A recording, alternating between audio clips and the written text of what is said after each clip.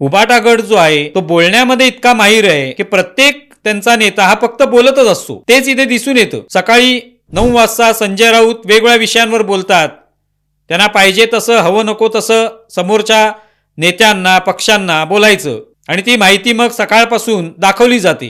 त्याची चर्चा होत राहते, कारण ती पत्रकारांना ती चर्चा आवश्यक असते. मग सुषमा अंधारे बोलतात, कधी आदित्य ठाकरे बोलतात, उद्धव ठाकरे बोलतात. हे सगळे नुसते बोलत असतात आणि त्या बोलण्यातून काय होतं तर बाकी काहीच होत नाही. नुकसान त्याच पक्षाचं होतं, उभाटाचंच नुकसान होतं. कारण आपण काहीतरी बोलतो आणि त्याचं मग शेवटी स्वतःवरच काहीतरी उलटल्याचं दिसून येतं.